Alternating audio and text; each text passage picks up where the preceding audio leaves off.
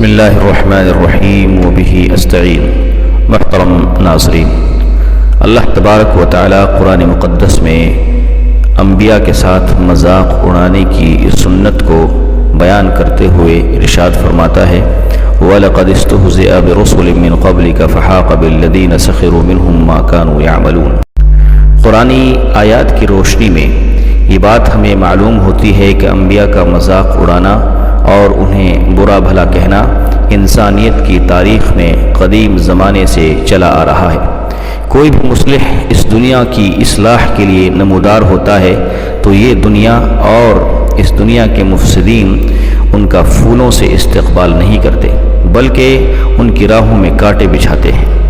اور انہیں ان کے مشن سے روکنے کی بھرپور کوششیں کی جاتی ہیں، بلکہ انہیں قتل کرنے کی سازشیں تک کی جاتی ہیں۔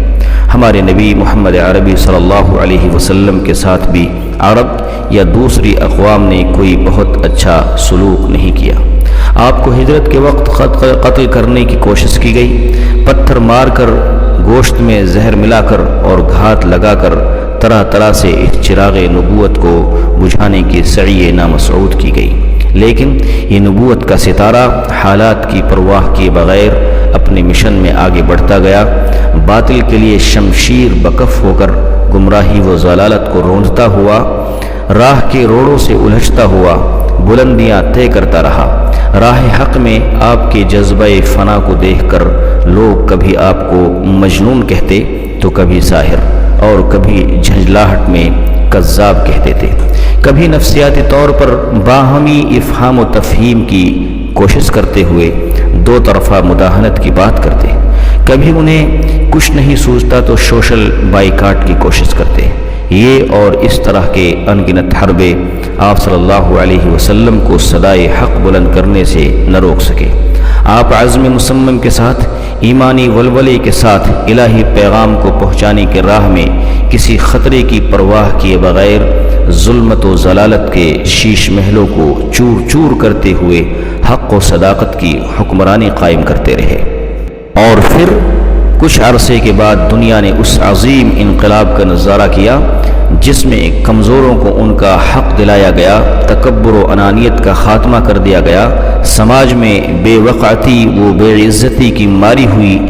بنت حوا کو بے مثال مقام عطا کیا گیا، اور ایسے عناصر دنیا سے نابود ہو گئے جو آپ کی صدا کو دبانے کے لیے ہر حد کو پار کر چکے تھے اور اپنی ہر ممکنہ طاقت کو استعمال کر چکے تھے۔ وہ دنیا سے گئے تو ان کا نام تاریخ کے کوڑے دان میں محملات کے حوالے ہو گیا اور نبوت کے اس عظیم ستارے کو تاریخ کے پنوں پر دائمی مقام مل گیا۔ محترم ناظرین، آپ صلی اللہ علیہ وسلم کو برا بھلا کہنا کوئی آج کی سنت نہیں ہے، بلکہ حق کی آواز بلند کرنے والے ہر مصلح کے ساتھ ایسا ہوتا چلا آیا ہے۔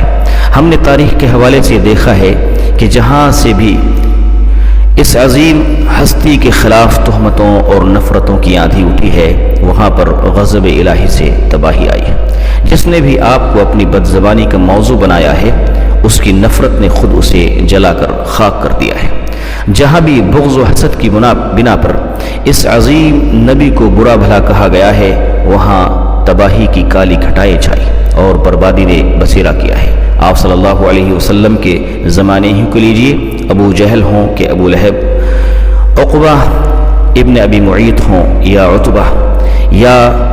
ان کے علاوہ دیگر اہل ضلال، کچھ دنوں ہی میں یہ خود اپنی موت مر گئے، انہیں یاد کرنے والا بھی کوئی نہیں۔ اور ادھر دوسری طرف جس نے بھی آپ صلی اللہ علیہ وسلم کی زندگی کا مطالعہ کیا اور تعصب کی عینک کو اتار کر آپ کی تعلیمات کو پڑھا، وہ آپ کا گرویدہ ہوتا چلا گیا، آپ پر جانیں لٹانے لگا، آپ کے لیے اپنے ماں باپ کو قربان کرنے لگا۔ عمر رضی اللہ تعالیٰ عنہ کو دیکھیے،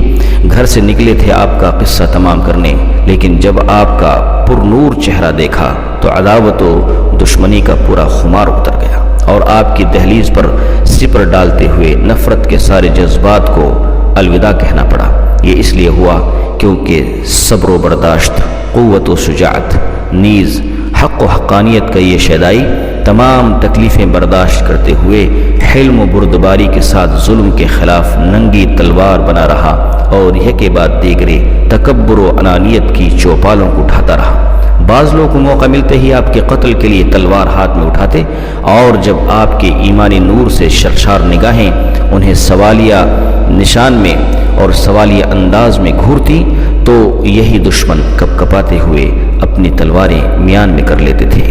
جو آپ کے چہرے کو دنیا کا سب سے مبغوض ترین چہرہ قرار دیا کرتا تھا، جب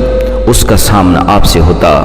اسے آپ کی باتیں سننے کا موقع ملتا تو اس کے چہرے سے نفرت کی کالک اتر جاتی اور لوگوں کو محسوس ہونے لگتا کہ اس عظیم ہستی کی عظمت سے رام ہو چکا ہے اور اس کے اخلاق کا جادو اس پر اثر انداز ہو چکا ہے۔ یقیناً جن لوگوں نے بھی آپ صلی اللہ علیہ وسلم کے متعلق معلومات حاصل کرنے کی کوشش نہیں کی ہے،